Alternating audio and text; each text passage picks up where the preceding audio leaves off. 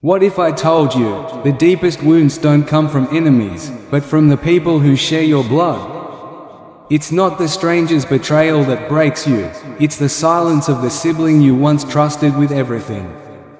Still think blood is thicker than water? Let's talk about that. You know, they always say that blood is thicker than water. It sounds noble, doesn't it? Like an unbreakable bond that time and conflict can't destroy. But let me ask you something, what happens when that same blood turns cold? When the very people who were meant to protect you, become the ones who break you? See, betrayal hits different when it comes from family. A stranger might stab you in the back, sure, it hurts, but you don't lose sleep over someone who never truly knew you. But when it's your own sibling, someone who grew up beside you, someone who shared your childhood, laughed at the same cartoons, cried over the same losses, heard the same whispers in the dark. That betrayal, it doesn't just cut, it carves something out of you. It doesn't just sting, it sinks right into your soul. You start to question everything. Was the love ever real? Were the memories just illusions? How did something that once felt like home become the place where your spirit shattered? And here's something not everyone will tell you. Sharing blood doesn't give anyone the right to mistreat you. Yes, we've been taught to forgive, even endlessly. We've heard it preached, forgive 70 times 7. But what they often forget to say is this: forgiveness doesn't mean you stand there, bleeding, while someone keeps plunging the same knife into the same wound. Yes, God calls us to forgive, but He also calls us to use wisdom. Forgiveness is about freeing your heart, not sacrificing it. You can forgive someone and still walk away. You can release the bitterness, let go of the resentment, and still protect your peace. Forgiveness doesn't mean letting someone stay in your life just because they're family, especially when they've turned your loyalty into a weapon. Some siblings, they'll take your kindness and bend it into convenience. You defend them, you cover for them, you give, and give, and give, believing that someday they'll return the favor, that when the moment comes, they'll stand for you like you stood for them. But instead, they disappear. They twist your loyalty into weakness. They tell half-truths to make you look like the villain. And the worst part? They smile while doing it, confident you'll never walk away. Why? Because they've mistaken your love for permission. And when you finally draw the line, when you finally decide to stop being their emotional punching bag, they act like you changed. But you didn't change. You just got tired of bleeding in silence. Tired of breaking in the shadows while they kept pretending everything was fine. Let's call it what it is. Repeated disrespect, even from a sibling, is not something you have to excuse. If someone constantly mocks your values, laughs at your dreams, crosses your boundaries time and time again, that's not love. That's manipulation. That's emotional control dressed in family ties. It doesn't matter how many childhood memories you share, how many holiday dinners you've had together, how many years you've called each other brother or sister.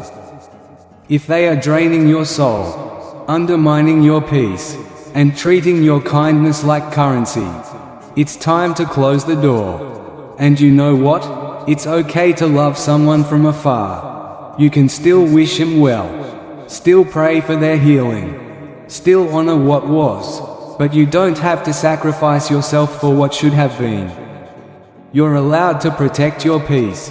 You're allowed to say, "This hurts me, and I won't allow it anymore." You're allowed to walk away from the people who keep reopening your wounds. That's not being bitter. That's not being dramatic. That's called self-respect.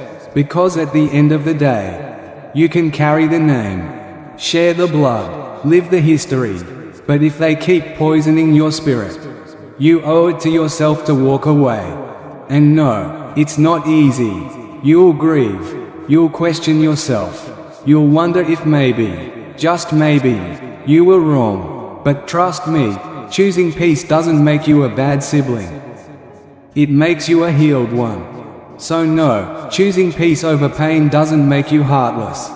It means you're healing. And healing sometimes means letting go. Not in anger, not in bitterness, but with clarity and with courage. Some betrayals are best forgiven silently, without drama, without fireworks, but never forgotten in wisdom. Because wisdom remembers patterns. Wisdom keeps you from bleeding in the same place twice. Let's be honest with ourselves. Family was meant to be a blessing, not a battlefield. God didn't design our closest relationships to be arenas for guilt, manipulation, or power struggles. He intended them to be safe places, uplifting, sacred. A sibling should help you rise, cheer you on, love you with grace. But if that person keeps choosing pride over peace, control over compassion, ego over empathy, if they choose being right over being kind, then let me say this gently but clearly. You are not the problem. You're just the one who finally saw the truth. You opened your eyes. You stopped ignoring the quiet ache in your chest every time they entered the room. You stopped justifying their behavior just to keep the peace.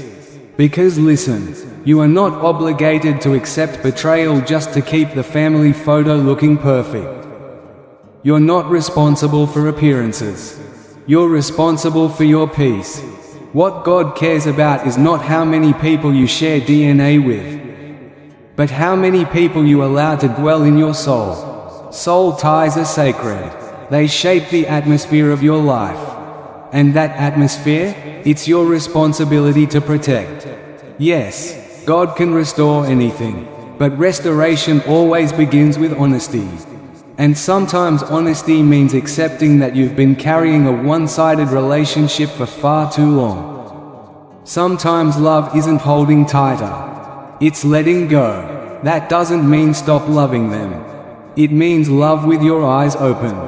Love with discernment. Love with boundaries. Because true love isn't blind. It sees clearly and still chooses what is right, not just what is easy. And when someone keeps disrespecting you, keeps dishonoring your presence, and expects you to keep tolerating it simply because you're family, they're not asking for forgiveness. They're asking for permission to keep hurting you. Let this be the moment you reclaim your peace. Let this be the season where you finally stop confusing loyalty with self-neglect. You were never meant to carry that weight by yourself. You were never created for silent suffering. You were created for freedom. You were created for joy, for genuine connection that reflects God's love. Not control, not manipulation, and certainly not pain masquerading as loyalty. So if you've been sitting with guilt, wondering quietly to yourself, am I wrong for walking away? Am I heartless for choosing distance? Let me tell you, clearly and confidently, you are not wrong. You are not heartless. You are finally healing. There's a kind of betrayal that hides behind a smile. It claps when you win, but the hands aren't genuine. It sits across from you at the table, but the heart behind the eyes is cold, distant, and quietly bitter. And the cruelest part? That betrayal doesn't always come from enemies. Sometimes, it comes from the people you loved the longest, from the ones you trusted the deepest, from the sibling you thought would always be your biggest cheerleader. You thought they were clapping for you, smiling, nodding, saying all the right things in front of others.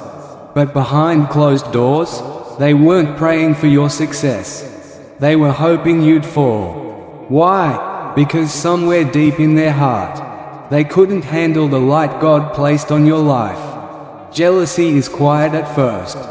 It doesn't come with flashing red lights or shouting accusations. It creeps in like fog, soft, slow, silent. It whispers. It smiles in your face. But inside, it's constantly measuring, counting your blessings, stacking them against its own, and keeping score. and when it feels it's losing, it doesn't rejoice with you. It resents you. It doesn't lift you up. It tries to pull you down, quietly, subtly, but with precision. See, a jealous sibling might never say the words out loud. They may never say, "I'm envious," but oh, their actions will shout it from the rooftops.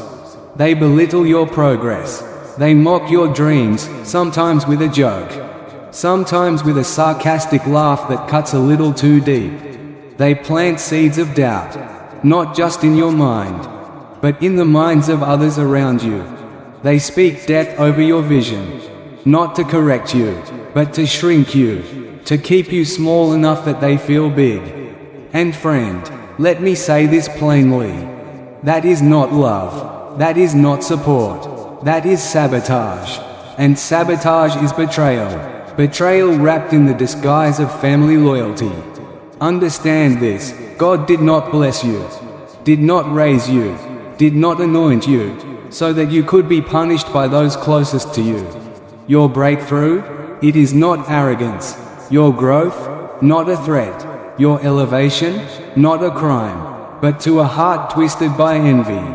Your rise feels like their fall, and instead of running their own race, they begin strategizing how to trip you in yours. Instead of building with you, they silently dismantle what you're creating. And the most damaging part? They do it with a look of innocence. They'll say, "You're too sensitive." They'll laugh and say, "It was just a joke." But your spirit knows, your heart feels it. Betrayal leaves a bruise on the soul, one that echoes long after the moment is over. Maybe you've been brushing it off, convincing yourself it's just stress. Maybe you told yourself they're just going through a hard time. They didn't mean it. It's just insecurity, just immaturity. But hear me clearly now. When someone actively sows doubt into your calling, when they spread rumors, when they pull people away from you, undermine you behind your back, they are not just struggling. They are sabotaging. And that is betrayal. And here's the truth. You can forgive, without walking hand in hand. You can release the bitterness. Lift the weight off your chest. Pray for their healing. But you are not required to share your journey with someone who's secretly hoping you fail. Some people will say, "But they're your sibling. You're supposed to stick together." And honestly, they're not entirely wrong. Yes, we are called to unity. Yes, we are called to love. But not at the cost of your calling. Not at the cost of your mental peace. Not at the cost of your purpose. What's the point of walking together if one person is silently poisoning the other? What good is smiling in family photos if your spirit is in torment behind the scenes? God never asked you to suffer quietly, just to maintain the illusion of family unity. He called you to walk in truth. And truth? It shines a light into even the darkest corners, even when those corners are found in family. Because the reality is, not everyone can handle your light. Tiep noi noi dung trang 3. Some people can't stand your glow, because it reminds them of their shadows. And instead of dealing with the darkness within themselves, instead of confronting their own pain, their own brokenness, they choose to dim your light. But let me say this to you clearly. You don't owe anyone your light. You weren't created to shrink so that others can feel safe. You don't need to apologize for shining too brightly in a space where others have chosen to remain dim. You don't need to make yourself smaller so someone else can feel secure. You don't have to hide your gifts just to protect someone else's ego. You don't need to explain away your favor or tiptoe around your blessings. If you've been chosen, if you've been elevated, if God's hand is clearly moving in your life, you are not required to make yourself invisible to keep someone else comfortable. And if your sibling can't celebrate you, if they can't smile without comparison, cheer without resentment, love without conditions, that is a reflection of their heart. not yours. I know it hurts. I know the confusion is real. Because you didn't ask for competition. You didn't come for rivalry. You came for relationship. You wanted connection. You wanted unity. But sometimes, what we hope will be family becomes a battlefield. And when that happens, hear me clearly. It is not your job to fix it alone. You pray, you forgive, you heal, but you also protect your spirit. Because sabotage disguised as love is still sabotage. And jealousy masked as concern is still a curse in disguise, just waiting to be spoken at the right moment to wound you. So today, I want to remind you of this truth. You are allowed to shine. Stop hiding your victories, just because someone else can't handle them. Stop explaining your joy. Stop apologizing for your breakthrough. Stop dimming your smile to match someone else's shadow. God didn't bring you through all those storms, all that suffering, all those silent nights of crying, so you could play small now. You've come too far. You've overcome too much. You've been faithful too long. If the people closest to you can't clap without conditions, they were never really clapping at all. Let them wrestle with their own reflection. Let them face the mirror. Let them deal with the bitterness in their own heart. That is not your burden to carry. Your job is simple. Keep walking in the light God gave you. Keep showing up. Keep building. Keep believing. Keep moving forward. And don't you dare, let the silent envy of a sibling rob you of your destiny. There's a sacred place in every heart, a hidden chamber where trust lives. It's where we hold our deepest fears, the pain we don't say out loud, the memories that still bring tears, even years later, when no one's watching, the moments when we were most vulnerable, most raw, most real. And when you have a sibling, you expect that place to be safe. You believe, sometimes without even thinking, that they'll guard what you've shared, that they'll treat your secrets like treasure, not turn them into weapons.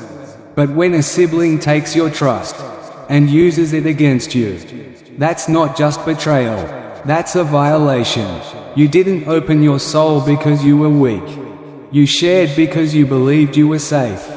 You spoke those truths in moments when life was heavy, when your heart was breaking, when you needed someone not to fix you, just to sit beside you in the dark and listen.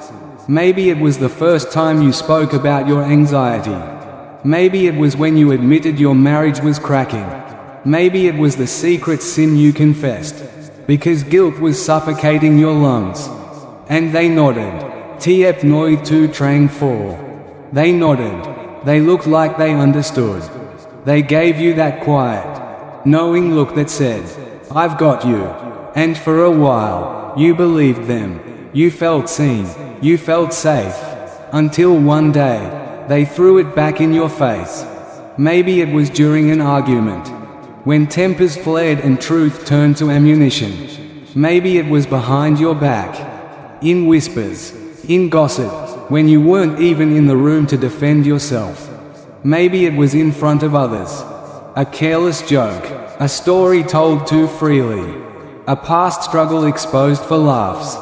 There is a particular kind of pain that comes from realizing the person you leaned on wasn't really holding you up. They were just waiting for the right moment to let you fall, and sometimes they don't even drop you hard. No. Sometimes the betrayal is so subtle, it almost passes as harmless. They share your secret with just one person. They casually mention your darkest moment at the dinner table, masked in humor. They drop hints about your past, followed by a smirk and a, just kidding, but the sting is real. Because that's not loyalty, that's not protection, that's betrayal dressed in laughter. Or maybe they lean in and whisper, you know what she's really like, right? Planting seeds of shame, watching those seeds take root in the eyes of others, until judgment blooms where there once was trust. That is not family. That is manipulation. That is emotional warfare, disguised in familiar faces. And let's be clear, you don't owe anyone forgiveness. That leaves your soul exposed to repeated harm. When someone takes your pain, your vulnerability, your honesty, and uses it as a weapon against you, they're not just being immature, they're being malicious. That's not a slip. That's not just how they are. That's a choice, a conscious act to dishonor your trust, to break what was sacred. Even if they come back with, "I didn't mean it," the damage is already done. The crack has formed. And now, the silence between you is louder than any apology. You find yourself pulling back. Not because you're bitter, but because you've learned that not everyone who says, "I love you," knows how to protect what's fragile in you. Maybe you tried to overlook it. You told yourself, "That's just how they are." You tried to keep the peace. You smiled through the ache. But deep down, you felt the cost. You felt the quiet grief of not just losing trust, but losing the part of yourself that used to believe in their loyalty. And that wound? It's real. It lingers. Because betrayal like that doesn't fade quickly. It etches something sacred into you. A lesson, a holy kind of wisdom that whispers. Not every person who's close to you can carry the weight of your truth. See, some people think forgiveness means full access. That once you let it go, you should go right back to the table, laughing, sharing, opening your heart like nothing ever happened. But true wisdom says otherwise. True wisdom says, "I forgive you, but I can't trust you the same way again." And that's not hate. That's not vengeance. That's protection. That is the kind of wisdom God places in your spirit, to guard what's holy in you. So don't let guilt silence your truth. Don't let shame convince you that you were wrong to open up. You were not wrong. You were right to love. You were right to trust. What they did was wrong. But your heart was pure. Your vulnerability is not a flaw. It is still a gift. Even if someone mishandled it. Even if they trampled it under their own insecurity.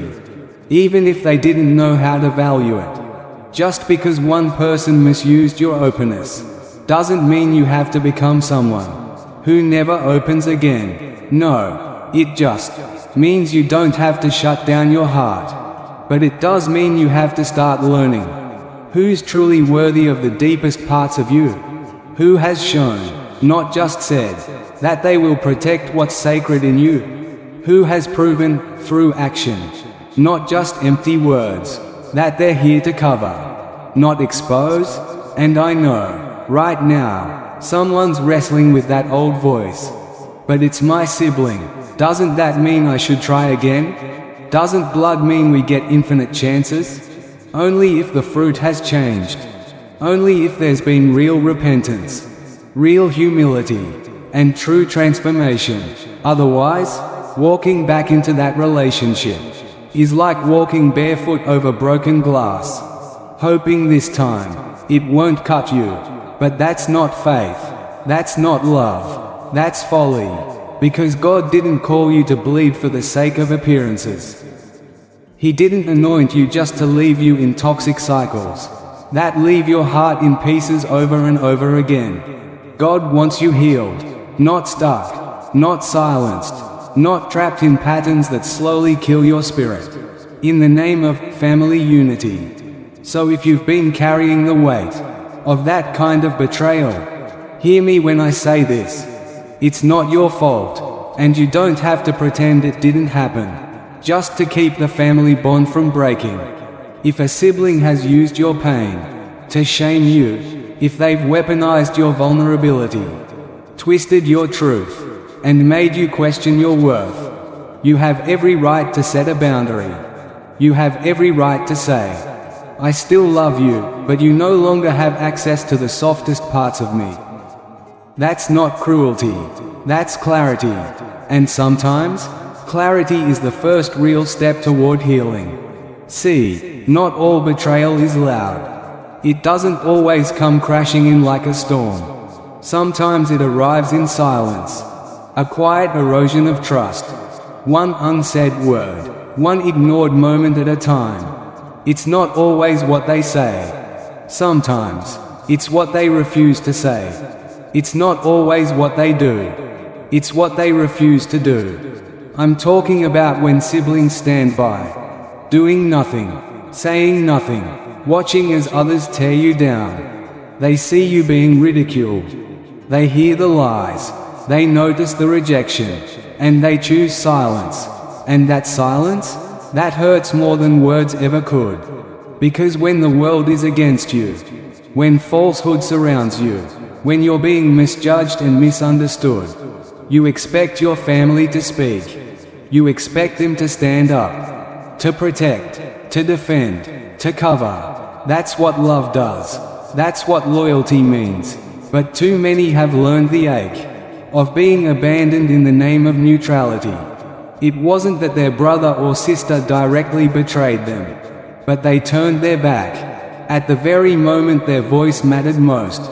And that kind of silence? It is not innocence. That silence is agreement wearing a mask. Because when someone you love is hurting, and you remain quiet, you are choosing a side. Choosing neutrality in the face of injustice isn't a safe middle ground. It's a choice, a decision to protect your comfort over the truth. It's easier, isn't it, to shrug and say, that's between them. I don't want to get involved. But when that them is your own sibling, your own blood, you don't get the luxury of indifference. Because your silence, your absence, your refusal to act, tells the world something loud and clear. I'm okay with what's happening to them. So I want you to pause. And I want you to look back. Not with shame, but with honesty. Think about the times you were misjudged, misunderstood, accused, mocked, maybe even humiliated. And ask yourself, who stood by you? Who stayed silent? And there you were, looking around, heart racing, hoping, just one voice, just one person to stand beside you. Not to fix everything, not to save the day, just to be there. But when you turned to look, you didn't see support. You didn't see a hand reaching out. You saw your own sibling, not with you, but off to the side. Maybe they weren't throwing the stones, but they weren't stopping them either. And that kind of absence? It leaves a wound, not one that shows up in photographs, not one you can point to with proof, but one that cuts deep, quietly, consistently, right into the places where trust used to live. You expected an arm around your shoulder. You got it turned back. You expected someone to say, I've got you, but all you got was silence. And no, it's not always public. Sometimes, betrayal doesn't happen on a stage. Sometimes, it unfolds in private moments, in small silences that scream. You were drowning in self-doubt, and they didn't speak life into you. You were being slowly torn apart by others' words, and they just sat there, not defending, not correcting, just watching. They could have stopped it, but they didn't. They chose silence, and that hurts in a way we're often too proud to admit. Because if a stranger had done it, we'd shrug it off. But when it's your own, when it's someone who knew you, grew up with you, heard your laughter and your pain, and still chose silence, that lingers. That kind of betrayal doesn't just disappoint. It shapes you. It teaches you to hold everything inside, to stop hoping, to stop expecting that anyone will show up, because the people who should have, didn't. So what do? You grow strong, but not because they helped you, not because they held you up. You grow strong because they didn't. You learn to carry yourself, because you realize no one else will. You become resilient, but that resilience is stained with grief, because deep down, you never wanted to walk alone. You just had to. Let me say something today that might set someone free. You are not bitter for feeling hurt by their silence. You're not dramatic. You're not holding a grudge. You're holding a memory. A moment when someone could have stood for you. And instead, they stood aside. That pain is real. That disappointment is valid. And no, you don't have to carry resentment forever. But you also don't have to pretend like it never happened. Forgiveness doesn't require delusion. It doesn't mean rewriting the past, or pretending they stood up for you when they clearly didn't. Sometimes, forgiveness simply means finally telling the truth to yourself, that they could have done more, that they should have done more. And when people say, well, maybe they just didn't know what to say, let me be clear. Silence in the face of wrong is not confusion. It's consent. When you stay quiet while someone is being broken, you are not neutral. You are complicit. Because silence protects the wrong voices and betrays the right ones. You don't have to scream. You don't have to start a war. But you can say, this isn't right. You can say, that's my sister. That's my brother. Don't talk about them like that. You can refuse to laugh at the cruel jokes. You can shut down the gossip. You can step toward the one being torn apart, instead of silently siding with the ones doing the tearing. Sometimes the strongest act of loyalty is not loud. It's simply showing up, standing beside someone when everyone else walks away. Because love doesn't always roar, but it always shows up. So if you're the one who's been wounded by that silence, if you've watched your own family stand back and say nothing while you were torn apart, judged, ridiculed, hear me. Your worth was never determined by who defended you. Your value doesn't decrease because the people who should have stood for you chose silence instead. God saw what happened. He heard the words they never said. He saw the looks they gave, the rooms they left you alone in, the conversations they avoided, the moments when they could have spoken, but didn't, and even when your family wouldn't fight for you. God never stopped. Let that be your peace. Because here's the truth. If a sibling stands by quietly, while the world tears you down, they've already made their choice. There's a certain kind of sting that cuts deeper than most. It's not betrayal by an enemy. It's not the cruelty of a stranger. It's the betrayal of success. When the people who were supposed to celebrate you, to lift you up, to cheer you on, quietly begin to resent you.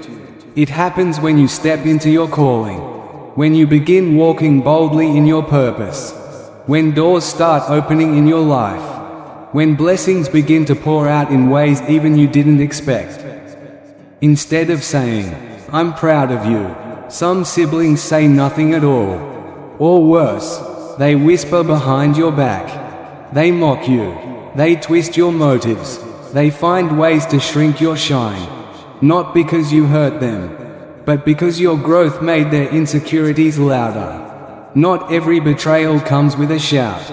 Some betrayals wear a quiet smile. They show up in sarcasm, in silence, in subtle digs wrapped in fake concern. And you begin to notice it. They stop asking how you're doing, not because they're busy, but because deep down, they don't want to hear how well you're doing. They start to distance themselves as you rise.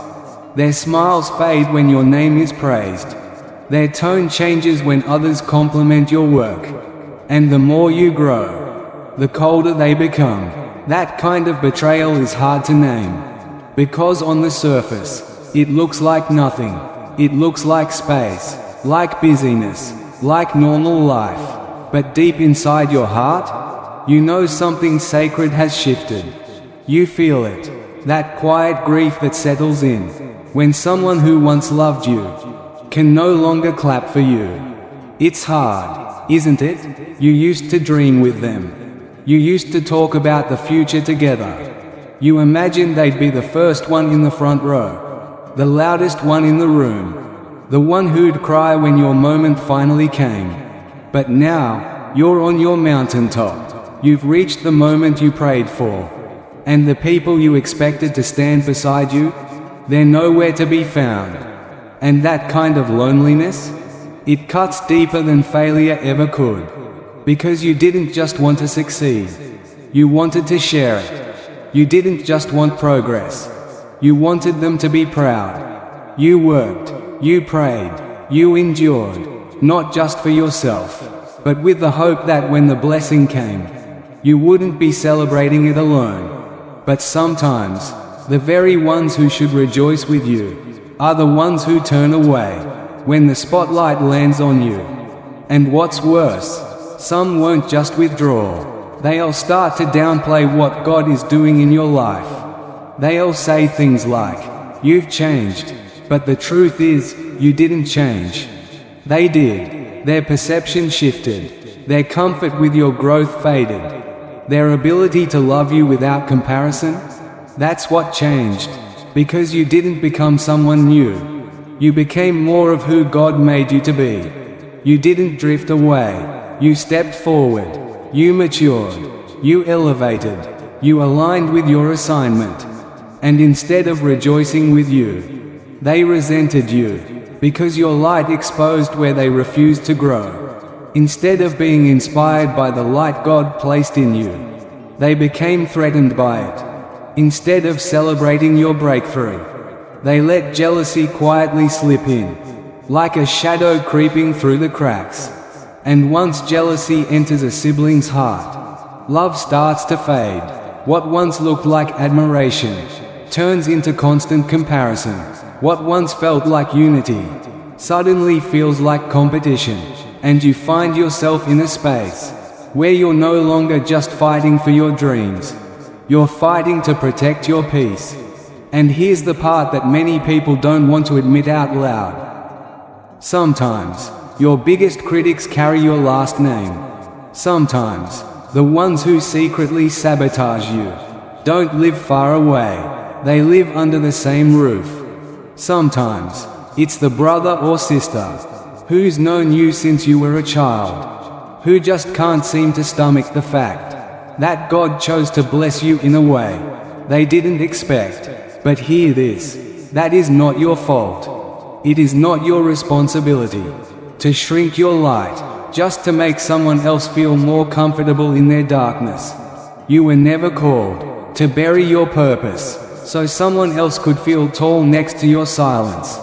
God's favor on your life is not up for debate. It's not something you have to explain. It's not something that needs their permission. And if your siblings' love couldn't survive your elevation, if it crumbled at the first sign of your breakthrough, then it was never rooted in truth to begin with. Because real love doesn't resent. Real love rejoices. Real love says, "I'm happy for you, even if I'm not where you are yet." Real love doesn't compete. It completes. But when a sibling can't handle your success, they reveal far more about their own heart than they ever do about your journey. And maybe you've felt the guilt of that distance. Maybe you've questioned whether you should make yourself smaller just to keep the peace. Maybe you've caught yourself withholding your own joy, holding back your own story, just to avoid making them uncomfortable. But hear me clearly, never dim the fire God lit in you, just because someone else refuses to fan their own flame. You are not responsible for how someone else handles your elevation. You are only responsible for walking in humility, walking in obedience, and carrying what God gave you with grace. I'm not saying all this to stir up bitterness. I'm not giving you permission to hate. No, I'm saying this so you can finally walk in freedom. Because if you've been betrayed by a jealous sibling, you need to know it was never your fault. You don't have to keep proving yourself. You don't have to keep apologizing for being obedient to your calling. You don't have to make excuses for your growth. You can grieve what was. You can mourn the version of the relationship you hoped for. But even in that grief, you still get to rise. Because sometimes, peace isn't pretending everything's fine. Sometimes, peace means accepting that not everyone you love will love the version of you that God is shaping, and that's okay. Bless them, love them, but don't let their silence steal your joy. Don't let their distance make you doubt your direction. Because hear this, God didn't lift you to impress people. He lifted you to fulfill purpose. And anyone who truly loves you will recognize the hand of God on your life, even if they aren't where you are. Tiep Noi Trang 9. And even if they don't fully understand it, let your rise be a testimony. Let your growth become worship.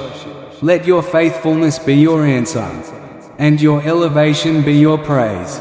And if your siblings won't clap for you, walk anyway, because while some people may sit in silence, heaven is already standing. Heaven rejoices over every step you take in obedience. Heaven celebrates your progress, even when your family can't find the words.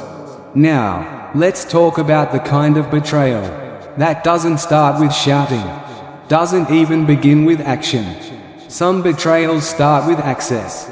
They begin quietly, with you opening your life, your home, your heart, to someone you trusted with everything. And when that someone is your own sibling, it feels natural, it feels safe. You're not just sharing your time, you're not just offering support, you're opening your soul. You believed in them. You believed that blood meant loyalty, that family meant protection, that home included their name, their voice, their presence. But one day, you turn around, and the very person you trusted most used what was sacred against you. That's a different kind of pain. You gave them help, and they used it as leverage. You gave them a seat at your table, and they turned it into a platform for gossip. You shared your burdens, your fears, your secrets, and instead of covering you, they exposed you. Sometimes they did it out of spite, sometimes envy, sometimes simply to look important in someone else's eyes. But no matter the reason, the result is the same. You're left shattered, questioning everything. You ask yourself, how could someone so close become so cold? Because the wound doesn't just come from what they did, it comes from who did it. It's not the knife that shocks you, it's the hand that held it. There's a unique kind of sorrow in being betrayed by someone you tried to help. You're not just hurting from the action, you're grieving the person you thought they were. And then, the questions begin. Was it my fault? Did I trust too much? Did I miss the signs? And the truth is, sometimes there were no signs. Sometimes, your love was so pure that it blinded you to their quiet resentment. You were trying to carry them, but they were secretly watching you, looking for the cracks in your armor. And it's not just what they did, it's how calculated it was. They knew what mattered most to you. They knew who you loved. They knew where your heart lived. And still, they crossed the line. They sowed division where there was once unity. They twisted the words you shared in confidence. They manipulated others using the most intimate version of you. Not because you were careless, but because you were honest. You were real. You were vulnerable. You gave them a rare and sacred gift, access to the unedited you. And they took that gift and made it a weapon. That kind of betrayal, it doesn't just make you doubt them, it makes you question everyone. You start building walls, not out of pride, but out of protection. You stop letting people in. You stop sharing your struggles. You stop speaking about your dreams, your fears, your flaws. Because if the person who knew you best could turn on you like that, who can you really trust? Tiep Noi Trang 10. Because now, you know, you've learned something painful, but necessary. Sometimes, the very one you're protecting is the one preparing to wound you. And the silence you slip into after that, it isn't peace, it's survival. It's that heavy, guarded quiet, that says, I'd rather be alone than be betrayed again. Maybe you're hearing this now, and your mind is drifting back to a moment you gave, and gave, and gave, while they took, and left you broken. You pulled them from a hole they dug for themselves, only to find out later they were digging one for you too. You defended them when others questioned their character. You spoke kindly of them in rooms they would later pollute with whispers about you. You stayed up, praying for their breakthrough, while they quietly plotted against your peace. And here's the hardest part. It's not easy to talk about, because who would believe it? Who would believe that your own sibling, your own flesh and blood, could be so cold, so calculating, so ungrateful? But hear me today, just because they betrayed you doesn't mean you were wrong to love them. It doesn't mean your kindness was a mistake. It doesn't mean your heart was naive. It means you were genuine. You don't have to harden your heart to protect it. You just have to become wise. And wisdom says, I can forgive you, but I won't give you that access again. I can wish you well, but I won't hand you the keys to my life again. Wisdom knows the difference between helping someone and enabling someone to keep destroying everything they touch. Forgiveness doesn't mean pretending it didn't happen. It doesn't mean brushing it under the rug in the name of keeping the peace. Forgiveness means releasing the weight of what happened into the hands of a God who saw it all, even the things no one else did. It means saying, I won't let your betrayal become my prison. It means healing without reopening the door. Yes, reconciliation is beautiful. Yes, it's worth pursuing when possible. But let's be honest, it's not always possible, and it's never forced. Some people will never admit what they did. They'll keep smiling, keep pretending. They'll gaslight you with silence.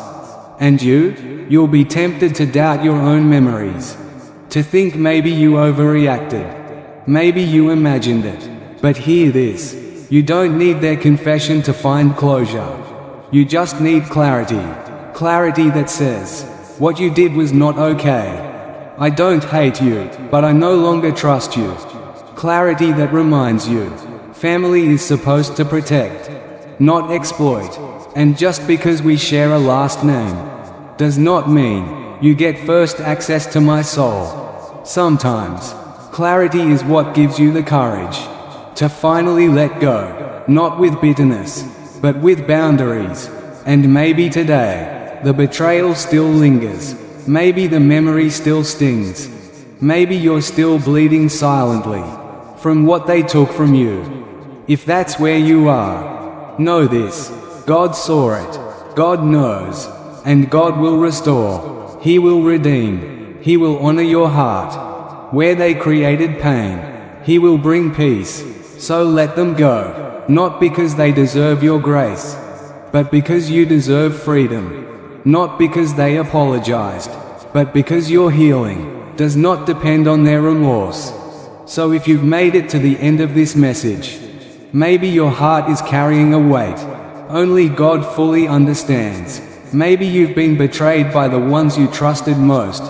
Maybe silence has been louder than support. Maybe you've walked through seasons of rejection, confusion, and heartbreak, not from strangers, but from those who share your story, your name, your blood. Let me remind you one last time. Your pain is real, but your peace is still possible. You are not defined by who left, who stayed silent, or who couldn't love you in your becoming. You are defined by the God who never turned away, by the purpose that still pulses in your chest, by the healing that is already happening inside of you.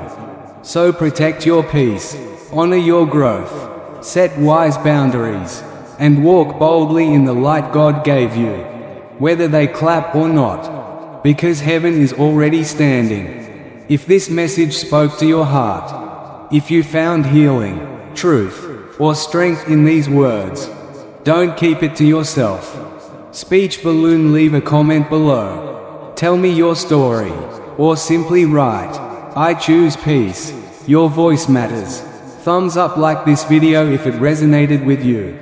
Bell, and don't forget to subscribe to the channel, so you never miss another message like this. This is Dr. G_C said, reminding you that even after betrayal, you still have purpose, you still have light, and you are still worth loving. Until next time, walk in truth, and walk in peace.